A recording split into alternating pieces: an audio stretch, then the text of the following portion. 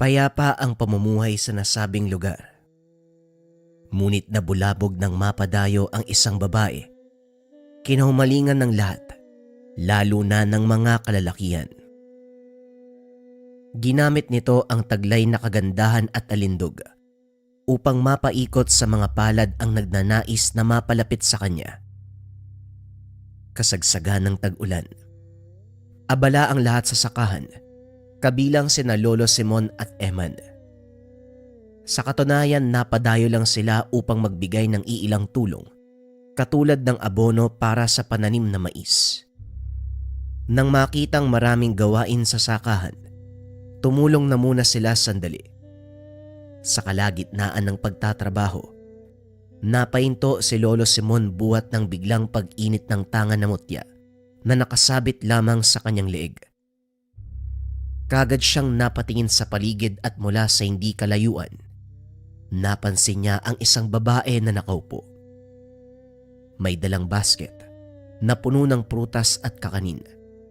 Nakabalot pa ng dahon ng saging. Ay paring Simon, yan si Kulas. Ang babae naman ay kanyang bagong nobya.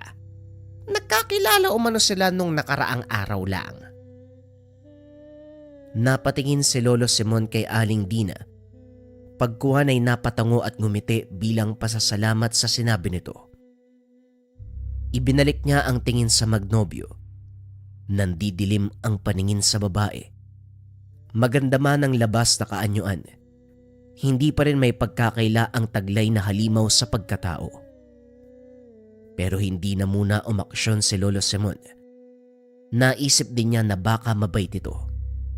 Marami na siyang nakasalamuang aswang na wala namang masamang intensyon sa mga tao. Lolo, umuwi na po tayo, baka mamaya lalakas ang ulan. Napatingala si Lolo Simon sa kalangitan, binalot ng makapal at mabigat na mga ulap. Dumagungdong sa buong dako ang kulog. Paulit-ulit na gumuhit sa mga ulap ang kidlat. Tumango si Lolo Simon. Nagsimulang magpaalam sa mga magsasaka. Habang lumalakad paalis ng sakahan, hindi niya maiwasang sulyapan ng babae na napatingin din sa kanya. Nang magtama ng tingin, kagad itong nag-iwas. Nagmamadaling binitbit ang basket at saka umalis. Bakit po, Lolo? May problema po ba kayong napansin sa babae?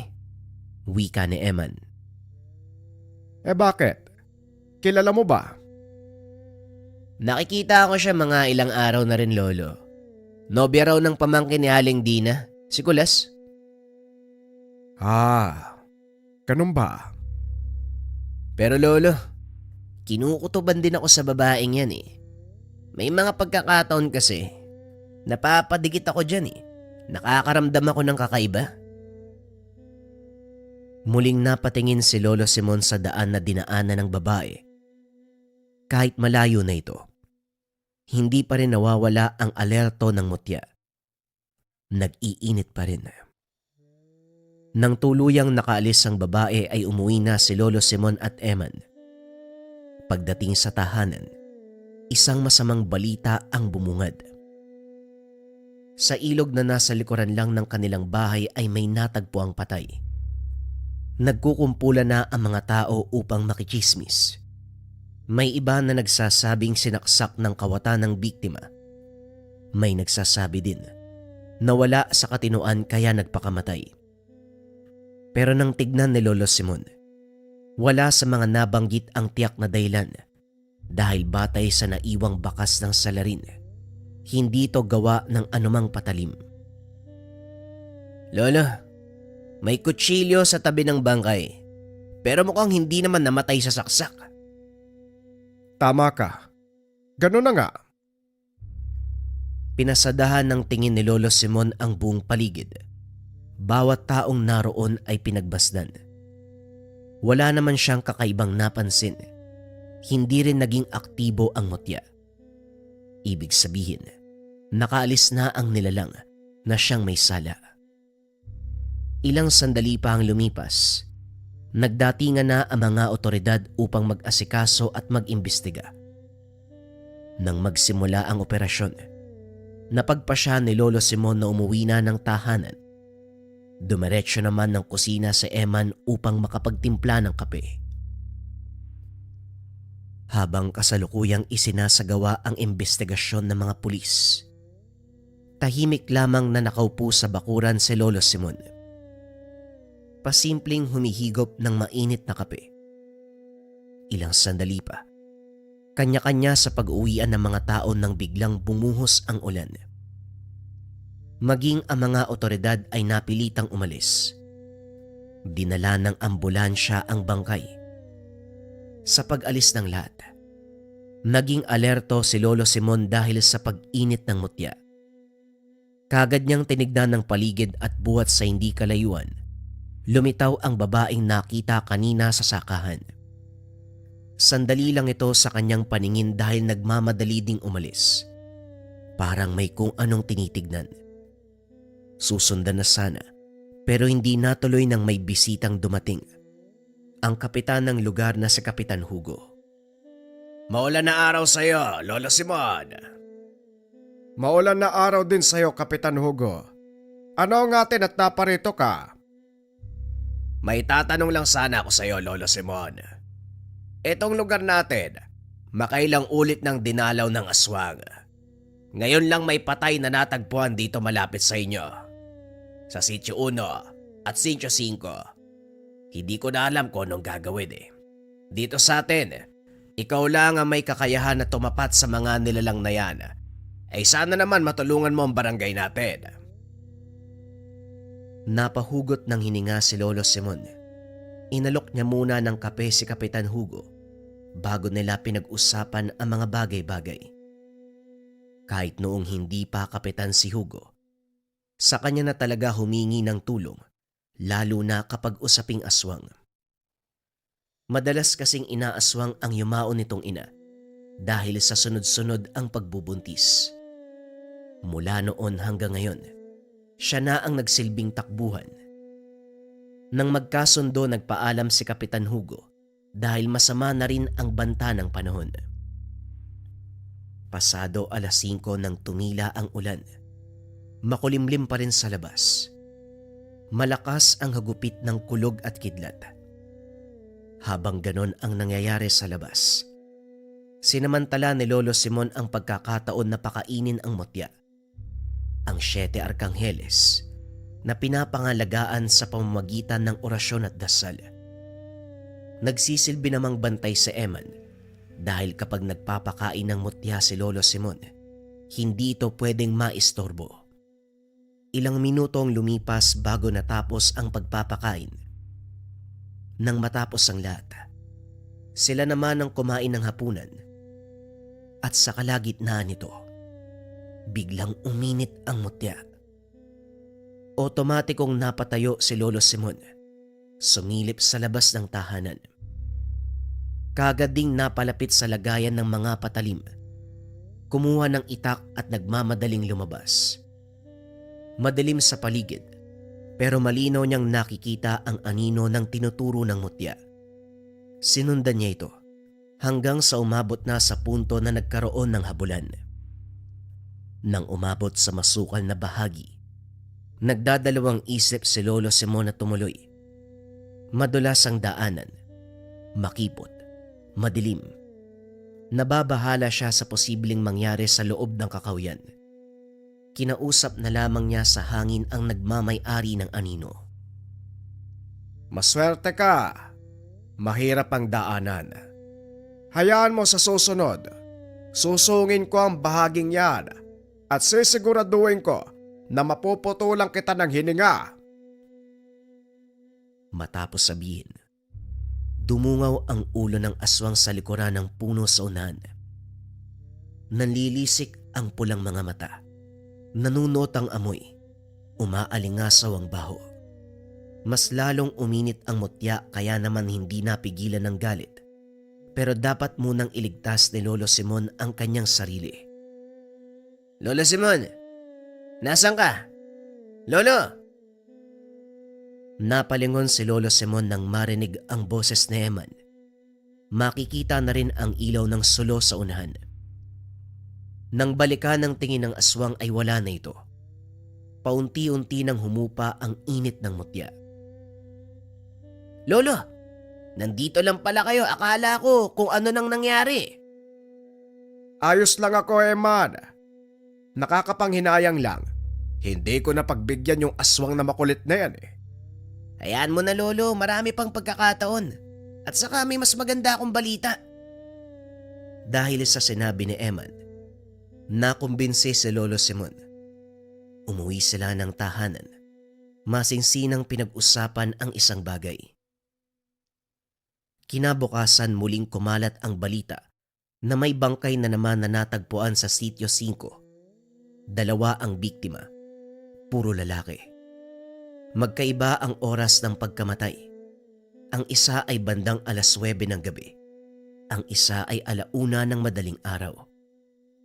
Batay sa usap-usapan, nakarinig sila ng pagsigaw. Humingi ng saklolo pero hindi nila malaman kung saan banda matatagpuan. Hindi rin lubusang maunawaan kung nasa malapit ba ito o malayo. Sa pagkalito, wala silang nagawa hanggang sa sumapit ang umaga, mga bangkay na ang bumungad. Lolo, sigurado akong aswang ang may gawa nito. Maraming bakas ng kuko sa tiyan at dibdib eh. Idagdag pa ang sugatang leg na buhat ng pagkakakagat.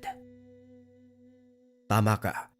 Kailangan maaktuhan natin ang babaeng na pag-usapang Hindi natapos ni Lolo Simon ang gustong sabihin nang biglang mag-init ang mutya. Kagad siyang napatingala sa paligid. Hindi nagtaka nang makita ang babae. Kasama nito ang nobyong si Kulas.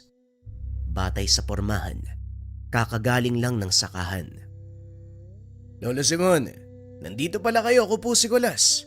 Pamangkin ni Aling Dina. Nagmano si Kulas kay Lolo Simon. Sinenyasan naman ito ang nobya na magmano rin. Pero biglang sinakop ng takot ang kabuuan at nag-iwas ng tingin. Hindi na nagtaka si Lolo Simon sa ipinakitang kilos ng babae. Pasensya na po kay Lolo Simon. Mahihain kasi tong nobya ko eh. Siya nga pala si Nene. Tumangulang si Lolo Simon. Ibinaling ang pansin sa nagsisiksikang mga tao. Nakapalibot ang lahat sa mga bangkay. Palihim ding sinulyapan at pinagbasdan ni Lolo Simon si Nene na masyadong mailap sa kanya. Hindi nga nakatiis. Dumistan siya at lumayo. Nagpaalam din maya-maya si Kulas. Nasundan na lamang niya ng tingin ang dalawang papalis. Hindi na rin sila nagtagal. Umuwi na makalipas ang ilang sandali. Sa bahay habang nagpapalipas ng oras, nahulog sa malalim na pag-iisip si Lolo Simon. Naghahanap ng paraan kung paano mahuli sa akto si Nene. Walang ibang tinuturo ang mutya kung hindi siya lamang. Siniguro din ni Lolo Simon na iisa ang salarin sa pagpatay ng mga inosenteng biktima. Yung aswang na sinundan noong nagdaang gabi, pati na rin si Nene ay iisa. Sa paglipas pa ng mga oras ay sumapit ang dilim. Ilang sandali pa. Lumabas si Lolo Simon bitbit ang matalim na itak. Sinindihan ni Eman ang mga sulo sa bakuran. Lolo, mag-iingat po kayo.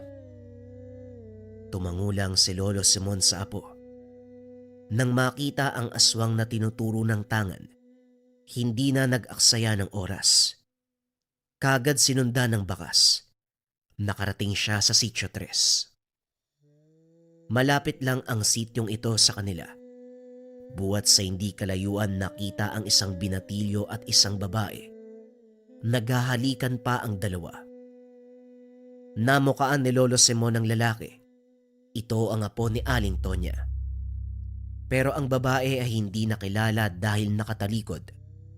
Pinagmasdan lang niya ang galaw ng dalawa hanggang sa mas lalong uminit ang mutya. Ilang sandali lang. Hindi na tao ang kahalikan ng lalaki. Napasigaw ng mapagtanto ang karap. Lumapit si Lolo Simon. Hinila palayo ang binata na nagkaroon ng malaking sugat sa leeg. Tatagay na sana niya ang aswang pero nakatakas kagad. Hindi na rin nagawang mahabol dahil inalala ang binatang naghihingalo. Dinala ni Lolo Simon ang binata sa mismong tahanan pero hindi na naagapan dahil binawian ng buhay. Napahagulgol. Nagwawala si Aling Tonya sa sinapit ng apo. Ay Diyos ko, sino bang may gawa nito sa apo ko? Nakita ko ang apo mo na may kasamang babae. Nagbabalat kayo lang yon. Ang kasama ng apo mo ay isang aswang. Hindi na nakapagsalita si Aling Tonya. Pinangunahan ng hinagpis at pagdadalamhati. Maging ang asawa nito na si Mang Raul ay hindi napigilang maiyak. Napabuntong hininga na lamang si Lolo Simon. Matapos ay nagpaalam na. Muling hinanap ang aswang. Nilibot ni Lolo Simon ang buong lugar. Bawat sulok ay kanyang sinuot para mahanap ang aswang. Hindi naman siya nabigo dahil nakita niya rin. May kinakausap pa na lalaki. Sa puntong ito, nasaan yung tao pa ang aswang? At nang makita ang buong itsura nito, hindi na nagtaka si Lolo Simon na si Nene ang bumungad. Pinagmasdan niya muna ang dalawa. Matamang pinakinggan ang bawat usapan. Sa pakikinig, napatiimbagang na lamang si Lolo Simon. Si Nene nangaakit ng mga kalalakian at ito ang binibiktima niya. Hindi na pinatagal ni Lolo Simon. Humakbang na siya palapit at saktong nasa malapitan na. Nag-anyong aswang si Nene. Kagad sinakmal ang leeg ng kawawang binata. Bumulagta na lamang ito habang bumubulwak ang dugo sa bibig. Nangisay at kalaunan binawian ng buhay. Nene, halika ritong aswang ka! Maigpit ang pagkakahawak ni Lolo Simon sa itak. Nagsimula na rin siyang sumambit ng mga orasyon habang sinusundan ang dinaanan ni Nene. Dinala siya sa malawak na kapatagan. Hanggang tuod ang haba ng mga damong ligaw. Doon sila nagharap. Saan ka ba nang galing? Mas mabuti pang umalis ka sa lugar na ito kung ayaw mong gawin kong libingan niyang kinakatayuan mo. Hindi umiimik ang aswang. Sa halip ay sumugod ito. Kagad nagpakawalan ng mga kalmot. Si Lolo Simon bilang maagap, mabilis na nakailag at nagawang mapatamaan ng patalim ang aswang. Natamaan ang huli sa braso. Nagmamadali ding lumayo pagkatapos. Lumingon ito kay Lolo Simon. Masama ang titig. Naanimoy sumiklab ang apoy sa mga mata sa sobrang galit. Kahit anong sugat ang binigay mo sa akin, balewala yan sa dami ng buhay na pinatay mo. Muling nag-usal ng orasyon si Lolo Simon. Pagkatapos ay sumugod kay Nene. Nagkaroon ng salitang pagpalitan ng lakas.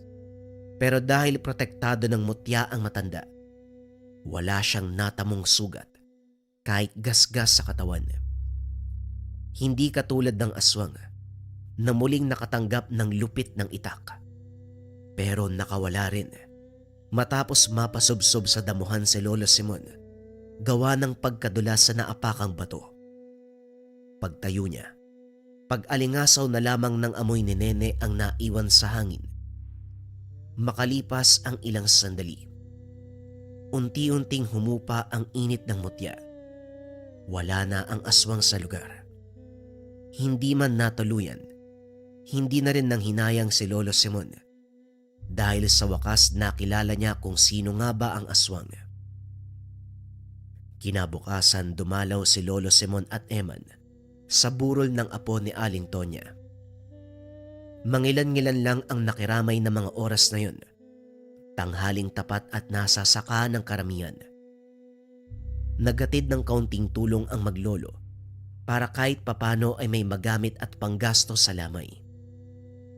Sa kalagitnaan nito, nagip ng paningin ni Lolo Simon si Nene. Mahaba ang suot lalo na ang pang-itaas. Maayos sa tinakpan ang sugatang braso. Dahan-dahan sa paglalakad. Mababaka sa muka na may iniinda sa katawan. Kagad sinundan ni Lolo Simon si Nene. Ilang distansya na lang sana mahabol na. Pero hindi natuloy nang sumulpot si Kulas mula sa kabilang daan. Magiliw nitong binate ang kasintahan. Inakbayan. Sabay silang naglakad patungong sakahan. Bago sila tuluyang nakalayo, lumingon si Nene. Sinalubong din ni Lolo Simon ang tingin ng babae. Matigas talaga yung mukha ng babaeng to ha. Sige lang, may oras ka sa akin. Ilang sandali pa ay lumapit si Kapitan Hugo. Nagtatanong kung may nahanap na ba siyang salarin. Wala ko ibang maaasahan, Lolo Simon. Alam mo naman na hindi naniniwala sa ganito ang pulisya ng bayan eh. Pilit nilang igigit na ibang rason. Sa katunayan, aswang naman talaga may kasalanan. Huwag kang mag-alala, Kapitan. Nakilala ko na kung sino ang aswang. Bigyan mo pa ako ng ilang panahon. Mauhuli ko din yan. Napangiti si Kapitan Hugo sa magandang balita. Nag-alok na rin siya ng tulong, katulad ng kanyang mga tanod. Isa lang ang naging pakiusap ni Lolo Simon. Ang mga tanod ng barangay ang magroronda. Papawiin ang bawat taong makikita sa labas. Kagad namang sumaayon si Kapitan Hugo. Walang tanong-tanong. Tumango na lamang. Lolo, mukhang naging masama na ang tingin ni Nene sa inyo. Nang makalis si Kapitan Hugo, nilingon ni Lolo Simon si Eman. Napatingin na rin siya sa babaeng tinitignan nito. Mula sa hindi kalayuan nakatayo si Nene, masama ang titig. Masamang titig din ang binigay ni Lolo Simon. Natigilan lang ito ng umulan. Sumilong muna sila sa bahay ni Aling Tonya. Umalis si Nene nang tawagin ni Kulas. Nanatili lang si Lolo Simon at Eman sa lamay habang nakaupo sa gilid. Hindi mapakali si Lolo Simon dahil nagiinit ang tangan.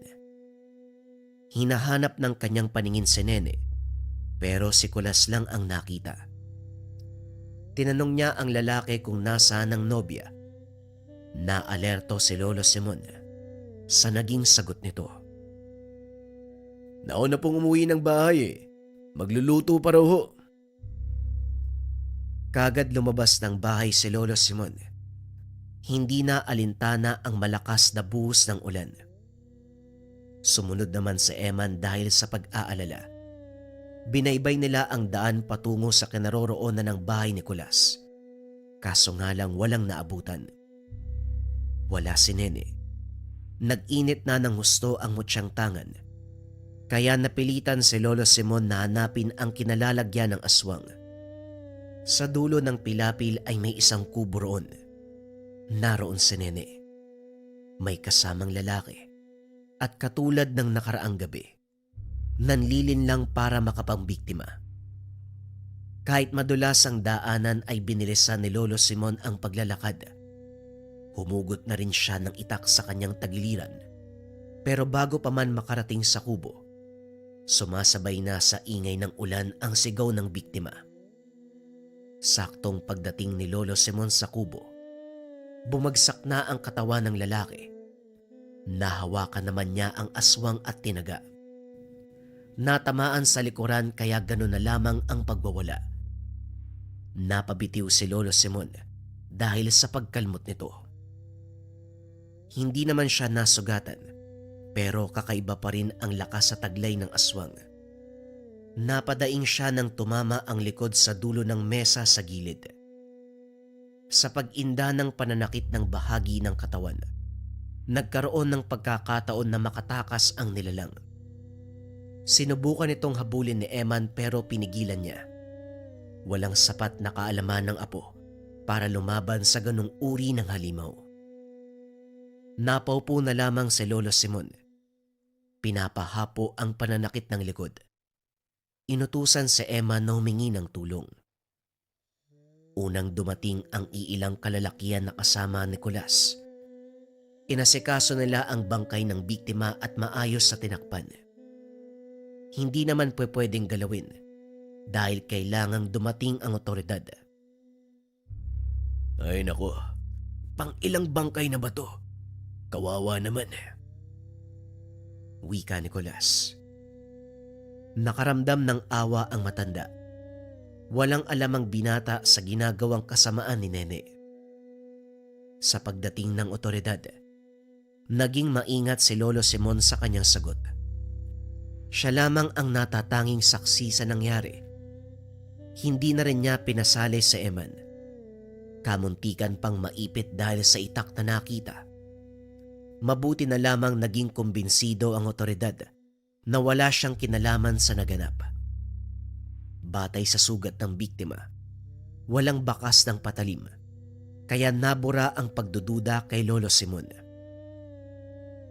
Sa paglipas ng mga araw, patuloy na nadagdagan ang mga biktima. Bawat araw may bangkay na natatagpuan, puro kalalakihan.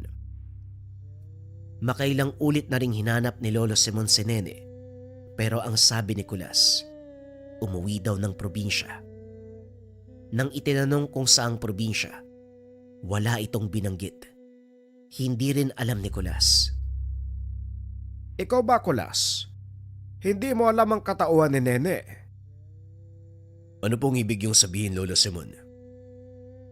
Sa mga sandaling nagkasama kayo, hindi mo ba siya pinag-iinalaan? Wala ka bang kakaibang napapansin sa kanya? Mga kilos na maaari mong pagdudahan? Sandaling napaisip si Nicolas hanggang sa merong ipinagtapat kay Lolo Simon. May mga pagkakataon na masyado siyang mailap. Umiiwas siya tapos palaging nagpapaalam na lalabas para magpahangin. Matagal siyang makabalik tapos kapag tatanungin ko, sasabihin niya, naaliw lang sa kagandahan ng gabi kaya natagalan. Yun lang ba? Wala nang iba? Kapag bumabalik siya, malinis yung katawan Pero may kakaibang amoy. Yung bang parang kalawang? Malansan, di ko maintindihan. Saan mo ba siya nakilala? Doon lang sa daan patungo ng bayan. Nung lumuwas ako para magbenta ng ani. Madalas ko siyang nakikita hanggang sa nagkausap kami at nagkamabutian. Napabuntong hininga si Lolo Simon. Kinausap niya si Nicolas na kung maaari, tulungan siyang pabalikin si Nene. Madali namang kausap ang binata at kagad na tumango. Nagintay si Lolo Simon sa muling pagbabalik ni Nene. Inasahan niya na tutulungan siya ni Nicolas. Habang naghihintay sa pagbabalik, inihanda na rin niya ang sarili at sinigurong nasa kondisyon ang mutya sa sandaling magkarap sila ng aswang. Bawat 6:00 ng hapon, nagsasagawa ng orasyon si Lolo Simon habang nakalood sa harapan ng altar. Bigla siyang napatigil sa pag-init ng mutyang hawak mula sa kung saan damang-dama ang presensya ng aswang. Kaagad niyang tinapos ang orasyon. Nagmamadaling lumabas at sinundan ng direksyon na itinuturo ng mutya. Katulad ng inaasahan, nakabalik na si Nene na ngayon ay may binabalak namang biktimahin. Kagaya ng paulit-ulit na paraan ng panlilinlang ni Nene, inaakit niya ang biktima at sa sandaling bumigay ang kausap, sa kanya susunggaban. Bago pa ito mangyari, lumapit na si Lolo Simon. Nabigla naman si Nene, nanginginig ang buong katawan. Idiniin ni Lolo Simon ang mutya sa balikat nito. Iho, ngayon lang kita nakita. Hindi ka taga rito, ano? Marahang tumango ang lalaki. Napalunok na lamang ng laway si Nene habang palihim na iniinda ang pinsalang dulot ng mutya sa kanyang katawan. Sige na, Iho. Umalis ka na dito. Silang dalawa ni Nene ang natira. Nagsimula na ang gulo. Nanlaban ang dalaga. Sa lakas niya hindi maiwasang madaig si Lolo Simon. Kahit may kalakasan pa rin ang pangangatawa ng matanda, hindi maiwasang matumba sa tuwing mawawalan ng balanse. Nagtangka pang tumakas ang aswang, pero mabuti na lamang ay sumunod si Eman. Dali-daling hinampas ng kahoy ang aswang. Sumunod ng pag-atake si Lolo Simon. Paulit-ulit na tinaga ang babae. Natigilan na lamang ang matanda nang hindi na gumagalaw si Nene. Patay na yata, Lolo ah. Ilang sandali ang lumipas ay biglang sumunggab si Nene.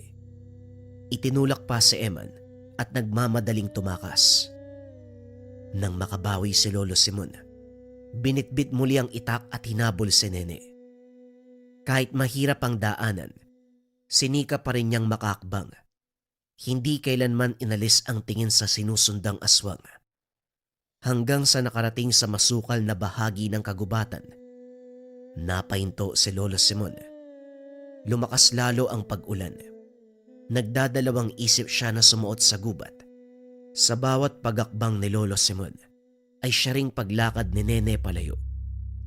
Nakatitig lamang sila sa isa't isa. Maigpit ang pagkakahawak ni Lolo Simon sa itak. Palihim na umuusal ng dasal sa isipan. Kahit basang-basa ang katawan dahil sa ulan, nararamdaman pa rin ang pag-init ng mutya. Ilang sandali pa sumugod na ang aswang. Naging handa si Lolo Simon at kagad sinalubong ng taga ang nilalang. Nakailag pa ito nung una, pero napuruhan din sa huli. Tumama ang talim ng itak sa mismong pisngi nito. Itatarak sana ni Lolo Simon ang patalim sa tiyan nang marinig ang boses ni Kulas. Sandali siyang nalingat at muli natakasan na naman. Susundan sana niya ang bakas ng dugo sa mga laman nang bumungad sa mismong harapan si Kulas. Nagtaka pa ito nang makita siya. Lolo Simon, anong ginagawa niyo dito sa gubat? Masyadong malakas ang ulan ah. Madulas. Ikaw ba? Anong ginagawa mo rito? Hinahanap ko si Nene eh. Napagsabihan ko siya kanina dahil ayaw niyang pumunta sa inyo. Nakita ko siyang sumuot dito pero hindi ko naman mahanap. Nandito siya kanina, Kulas eh. Tatapusin ko na sana kaso bigla kang dumating. Teka, tatapusin? Papatayin? Eh bakit naman? Oy Lolo Simon, sumagot ka. Ano bang kasalanan niya? Teka, ikaw ba ang may gawa ng mga sugat niya sa katawan? Lolo Simon, hindi ko alam na ganyan ka kasama. Wika ni Kulas. Tuluyang umalis sa lugar. Hindi naman magawang sisi ng matanda ang binata dahil wala itong alam sa nangyayari. Sinundan pa rin ni Lolo Simon si Nene hanggang sa makarating sa bahay na tinutuluyan nito. Pero nang mapansin siya ni Kulas, sinarado ang pintuan. Kulas, makinig ka sa akin. Hindi tao ang kinakasama mo. Isa siyang aswang. Makinig ka. Kung ayaw mo maging ikaw ay mabiktima. Kahit anong pakiusap ni Lolo Simon, walang balak na makinig si Kulas. Tuluyang nabulag sa pagmamahal at kagandahan ni Nene. Kinukumbinse pa na huwag pakinggan ng matanda dahil gusto lamang siyang patayin ng walang dahilan. At bukod pa dito gumawa pa ng ibang kwento si Nene. Nang wala nang magawa si Lolo Simon, si Aling Dina na ang pinuntahan. Kinausap niya ang tiyay ni Kulas. Humingi ng tulong para maghiwalay ang dalawa. Hindi na rin nagtaka si Aling Dina nang sabihin ni Lolo Simon na isa itong aswang. Sinasabi ko na nga ba? Kaya pala hindi mapalagay ang loob ko kapag nakikita ko ang babaeng yan. Masyado rin siyang mailap sa tuwing susubukan kong kausapin. Kaya kailangan ko ang tulong mo, Dina. Ihiwalay mo si Kulas bago pa mauli ang lahat. Sumang-ayon si Aling Dina sa binabalak ni Lolo Simon. Nagplano sila ng oras at araw kung kailan gagawin ang hakbang. Ilalayo ni Aling Dina si Kulas, samantalang gagawa ng paraan ni Lolo Simon ang tuluyang pagkawala ni Nene. Pagsapit ng tinakdang araw, nakahanda na sila pareho. Tinawag ni Aling Dina si Kulas para magpatulong sa pagdadala ng natirang bunga ng prutas sa pamilihan. Hindi sana ito dahil nagtataka kung bakit gabi sila aalis, gayong sarado na ang pamilihan sa ganong oras. Pero nagawa naman ng paraan upang mapapayag. Sa kabilang banda sa pag-alis, hinahanap ni Nene si Kulas. Sa pagkatok niya sa bahay ni Aling Dina, sa halip na ang nobyo ang mabungaran, si Lolo Simon ang nagbukas ng pinto para sa kanya. Wala dito ang hinahanap mo. Pero nandito ang papatay sa'yo. Mula sa likuran, isang uri ng makapal na pulang tela ang dala ni Eman. Ibinalot sa mukha ni Nene. Nagwawala ito pero hindi na nakapalagpa. Matapos dasala ng pangontra ni Lolo Simon, sinabuyan din ng langis ng matanda. Dali-dali nilang binuhat ang katawan nito sa malayong lugar. Dito na isinagawa ang orasyon.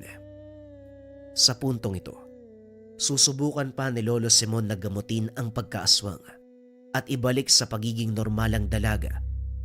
Pero kung hindi na madadaan sa gamutan, siguradong kamatayan ang magaganap sa kanya. Lolo, kumusta? Anong gagawin natin? Tinitigan ng ilang sandali ni Lolo Simon ang babae. Napailing na lamang ang matanda. Sa palagay ko, hindi na siya madadaan sa gamutan. Malalim na ang pagkaaswang niya. Wala nang makakapigil dito kung hindi kamatayan. Kung ganun po, Muling ibinaling ni Lolo Simon ang tingin kay Nene. Ipinikit ang mga mata at saka nagdasal. Bago tuluyang matarak ang itak ay natulak pa ito ng dalaga. Napadaos-dos sa mesa si Lolo Simon. Nakatanggap ng kalmot si Eman. Buong puwersa nilang pinigilan ang dalaga. Paulit-ulit na binuhusan ni Lolo Simon ng lana. Wala ring tigil sa pag-uusan ng dasal. Ilang sandali pa bumalik sa anyong tao si Nene. Nangihina. Nagtamo ng maraming galos buwat ng pagkapaso sa lana. Dumating na si Kulas. Kasunod si Aling Dina na pilit pinipigilan ang pamangkin. Lolo Simon, anong ginagawa niyo? Halos magiba ang bakod na kawayan sa bakuran dahil sa pagpupumilit ni Kulas na makapasok sa loob. Dalawa na ang pumipigil sa kanya, si Eman at si Aling Dina. Pero masyadong makulit si Kulas. Gustong mailigtas si Nene. ano ka ba, Kulas? Sinabing aswang yung kinikilala mong kasintahan. Ano ba gusto mo, mabiktima ka niya? Magtigil ka nga! Hindi. Hindi aswang si Nene. Gusto niyo lang siyang ilayo sa akin. Nahihibang ka na ba? Kaya nga hinuli ni Lolo Simon dahil isa siyang aswang. Iginiit ni Kulas ang paniniwala. Hindi nagpatinag si Lolo Simon. Ipinagpatuloy ang pagpaparusa kay Nene. Umarte ito na parang biktima. Pinapalabas na siya ang sinasaktan. Naniwala naman si Kulas sa kilos nito. Inihanda na ni Lolo Simon ang patalim na gagamitin sa pagpatay kay Nene. Isang balisong na gawa sa purong tanso. Ilang araw na itong nakababad sa langis at sa dugo ng babaeng usa. Kaso nga lang tuluyan ang nakapasok si Kulas. Nagulat na lamang ang matanda nang dambayin siya nito. Napasubsob sa lupa matapos bigwasan. Si Aling Dina at Eman napasalampak sa lupa matapos pagsusuntukin. Kagad pang kinalagan si Nene at hinayaang makatakas. Nang makabangon si Lolo Simon, isang malakas sa sampalang kanyang ginawad. Mangmang ka. Pinatakas mo na naman ang nilalaga. Siya ang may kasalanan kung bakit may namamatay dito sa lugar natin. Kapag nakapambiktima pa yon, ikaw ang isusunod ko, Kulas. Hindi nga aswang si Nene. Kung aswang siya, matagal niya na akong biniktima. Hindi ka pa niya ginagalaw dahil ikaw ang huling alay. Sa galit ni Lolo Simon, kamuntikan niyang mataga ng itak si Kulas. Mabuti na lamang napigilan ni Eman dahil kung hindi, baka napatay na ang binata. Kinaladkad ito ni Aling Dina at walang tigil na pinagsabihan. Hinanap ni Lolo Simon at Eman ang nakatakas na si Nene. Pinakiramdaman ni Lolo Simon ang paligid. Hinayaan ang mutya na magturo kung nasaan ang nilalang. Kalaunan ay natukoy nila ang kinalalagyan. Umabot pa sa kabilang sityo. Nilapitan ni Nene ang dalawang lalaki nag-iinuman sa madilim na bahagi ng lugar. Humandusay siya sa harapan ng mga ito. Nagpanggap na humingi ng tulong. Nakumbinse ang mga ito sa pag-arte dahil sugatan ang katawan ng babae. Dinaluhan siya ng dalawa at sa sandaling nakalapit ang mga ito ay kaagad niyang sinakmal. Nagwawalat dumadaing ang unang nakagat. Tumalsik ang agos ng dugo. Ang pangalawang lalaki naman ay kaagad binawian ng buhay. Hindi tinigilan ni Nene ang pagkagat sa leeg hanggat humihinga pa. Tumigil lang siya nang mapansin na wala na itong buhay. Binalingan niya ang isang lalaki na pasuray-suray na naglalakad sa kabaan ng daan. Sumisigaw ito pero walang nakakarinig dahil sa ginawa ng aswang. Nang nagtangkang sunggaban ni Nene ang lalaki, sumigaw na si Lolo Simon. Akala mo siguro, hindi kita masusundan dito. Nang marinig ni Nene ang boses ni Lolo Simon, kaagad siyang lumayo sa lugar. Hindi rin pwedeng pabayaan ni Lolo Simon ang naghihingalong lalaki. Binigyan niya muna ng paunang lunas. Ibinilin kay Emma na dalhin sa malapit na bahay upang bigyan ng maayos na pahinga. Pagkatapos ay sinundan na si Nene. Nakarating si Lolo Simon sa bahay ni Kapitan Hugo. Nagtaka rin siya dahil maraming tao roon. Naroon ang lahat ng tanod sa mismong bahay ng Kapitan. Nang usisain niya ay 2 bangkay ang bumungad. Lolo Simon, mabuti at nandito ka. Tignan mo. 2 bangkay na naman ang natagpuan habang nagroronda ang mga tanod. Nahanap nila sa magkaibang lokasyon pero dito lang sa lugar natin. Nung makita namin yung bangkay, kakatakas lang nung gumawa eh. Hindi na namin hinabol, baka kami din mapatay eh. Kagabi rin may inaswang sa kabilang sityo. Pero mabuti na lang hindi natuluyan. Ang sabi ng biktima, isang babae daw ang lumapit sa kanya. Niyaya siyang sumama pero ang problema, hindi niya matandaan kung anong itsura ng babaeng yon. Isa lang naman ang babaeng aswang sa lugar natin. Si Nene.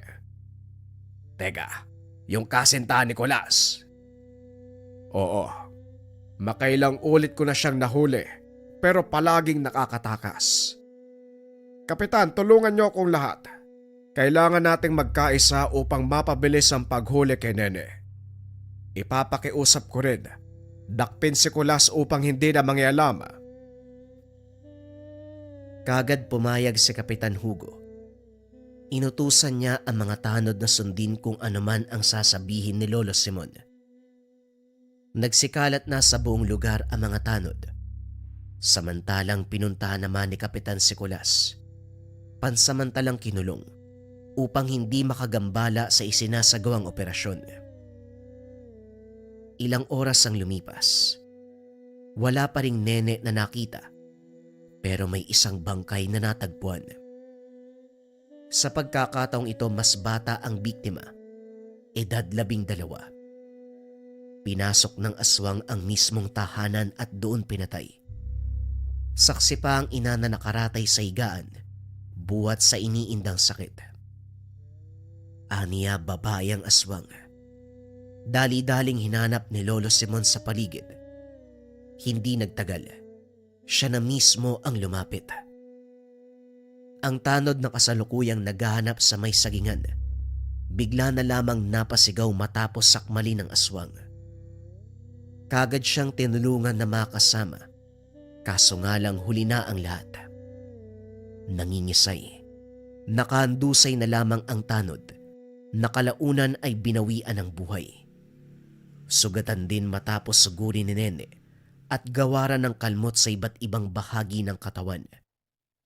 May napuruan na kagad, sumunod sa naunang biktimang tanod. Tumigil ka na, Nene. Ako ang harapin mo. Nagkaharap na si Lolo Simon at Nene. Sa puntong iyon, mas lalong agresibo ang aswang. Walang humpay sa pagtulo ang laway. Walang pasabing sumugod kay Lolo Simon. Nakailag naman siya at nagawang tagain. Kahit sa kamay tumama, nasagi nito ang galit na aswang. Sumugod ng sumugod hanggang sa paulit-ulit na natamaan. Marami na siyang sugat sa katawan. Makalipas ang ilang sunod-sunod na taga na natanggap. Subalit ayaw pa ring sumuko. Muling naghasik. Sinubukang idamay ang mga tao sa paligid, pero hindi na makapalag matapos pagtulungan ng mga tanod at iba pang kapitbahay na kalalakihan. Bugbog sarado na si Nene, pero hindi ibig sabihin ay malalagutan ng hininga. Pinatigil ni Lolo Simon ang mga ito at pinalayo muna. Ako nang bahala kay Nene. Sisiguraduhin ko na pagbabayaran niya ang lahat ng kasalanan niya. Dumating na si Eman. Dinala ang nangihinang si Nene sa malawak na kapatagan, malayo sa mga tahanan. May iilan na sumunod sa kanila upang masaksiyan ang gagawing paniningil ng kasalanan. Dahil walang dalang panali, maiging binantayan ni Eman ang galaw ni Nene. Hindi na ito naglikot pa. Wala nang lakas sa katawan. Hindi na rin halos maimulat ang mga mata. Tapos na, Nene. Tumigil ka na. Kailangan mo nang manahimik. Inilabas ni Lolo Simon ang langis. Kasabay nito ang paghawak sa purong tansong balisong. Habang nagdarasal si Lolo Simon, maigpit namang hinawakan ni Eman si Nene mula sa likuran. Nagwawala ito, pero hindi na malakas. Ibinoon ni Lolo Simon ang patalim. Dahan-dahang napalood si Nene at nalagutan ng hininga. Makalipas ang ilang sandali, nagtulong-tulong ang mga tanod para mahukay ng libingan ng bangkay na aswang. Habang isinasagawa ito, tahimik na nagmamasid si Lolo Simon. Hindi lamang ito normal na pananahimik. Dahil sa kanyang isipan, nagsasagawa ng isang orasyon. Natapos na lamang siya nang matabunan na ang bangkay.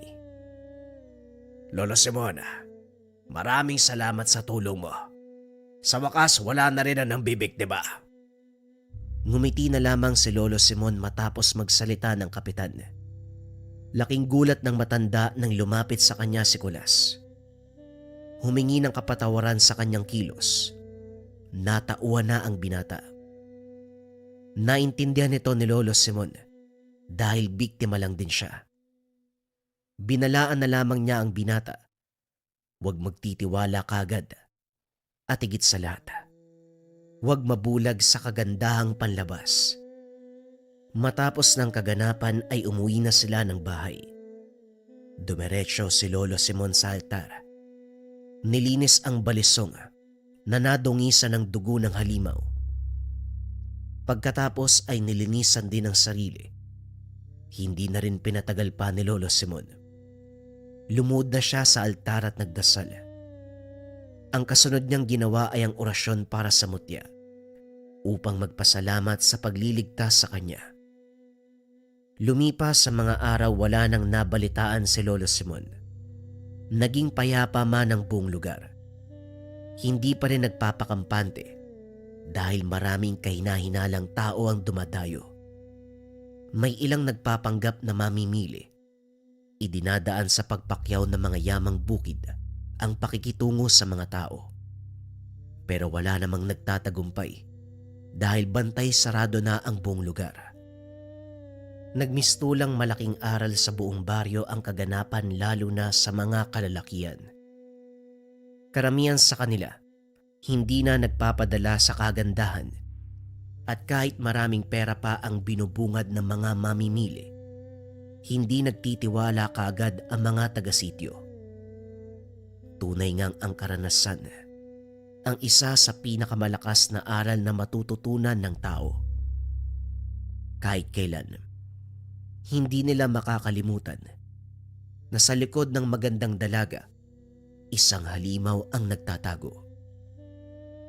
Malaki din ang pagpapasalamat nila kay Lolo Simon dahil sa pagpatay sa nilalang.